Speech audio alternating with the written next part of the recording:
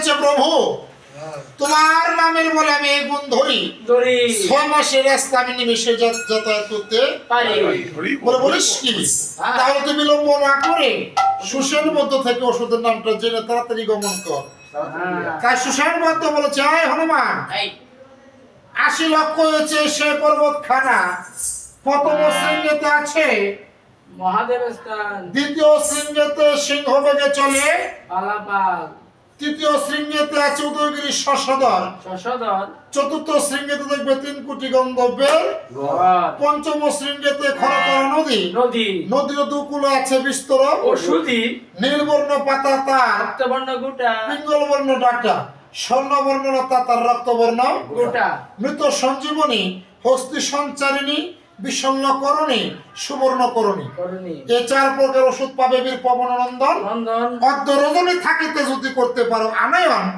অবশ্যই জীবিত করে দিব তোমার ভাই লক্ষণ। তাই হনুমান চলিল রে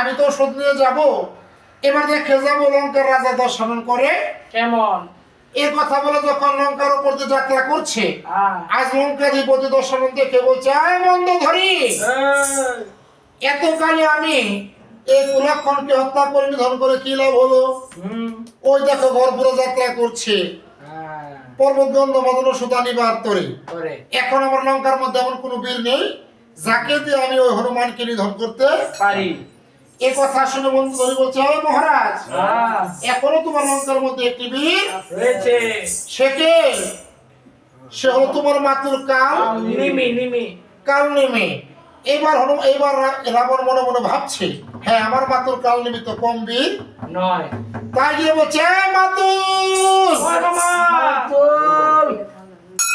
এবার কাল নিমি মনে মনে ভাবছে এত রাত্রির বেলা আমাকে ভাগিনা বলে ডাকছে কেন রে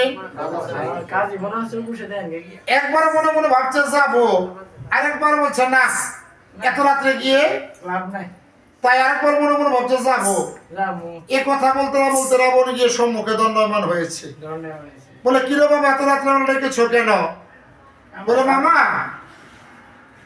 শক্তিশালী পতন হয়েছে ঠাকুর ঔষধের জন্য যাত্রা করছে বীর পবননন্দন পর্বত গন্ধ তাই তোমাকে তাকে গিয়ে হত করতে হবে এই কথা শুনে কালনিমি মনে মনে ভাবছে বাবা রে বাবা বাবা তুমি যত কিছু বলো সব বলো মিছে ফাঁকি ঝুঁকি দিতে পারবো না এই গরপুরার কাছে আমাকে তুমি ক্ষমা করে দাও বাবা এই কথা বলে যখন বিশ্ব থেকে ফিরছে এমনি ভাবে আজ রাবণ বলছে হ্যাঁ বাবা হনুমান তোমাকে মেরে ফেলবে আর তোমাকে আমি জীবিত রাখবো এতকাল বলে তোমাকে একটি কর্ম দিয়েছি আর তুমি পারবে না বলে দিলে হ্যাঁ তাই তোমার আমার ভাগিনা তোমাকে মরতে হবে এই কথা শুনে আজ কাল নেমে মনে মনে ভাবে যদি ভক্তের হাতে আমার মরণ হয় হ্যাঁ তাহলে তো একটা গতি আমাকে প্রভু করতে পারে রাক্ষসের হাতে মরণ হলে আমার তো কোনোই লাভ হবে না এই কথা বলে ভাগিনাকে একটু পরীক্ষা করছে বলে ভাগিনা আমি তো যাবো কালনিমিকে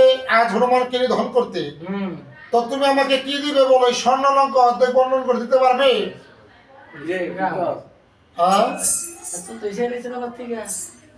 দিবে কিনা বলো না দিলাম না যাবো কি অবশ্যই দিলাই বুদ্ধি হ্যাঁ বাবা আমি আর একটু বুঝে আসি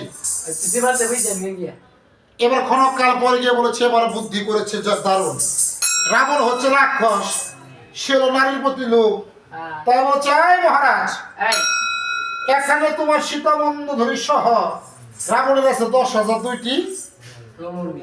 এখানে সীতাকে নিয়ে যত গন্ডগোল হয় না, হ্যাঁ। তাই বলেছে 10,000 দুইটা রমণীর মধ্যে ভাগ করে আমাকে দিতে হবে, 5,000 একটি রমণী দিতে পারবে? বাকিটা বলতে কি এই বেটা, আমি চাকরি খাইতে আমি মাইনা নেবো, আমার তো চিন্তা করে লইব, তাহলে তাই দিবে কিনা বলো? ইও সিটে খুঁজে দিবে?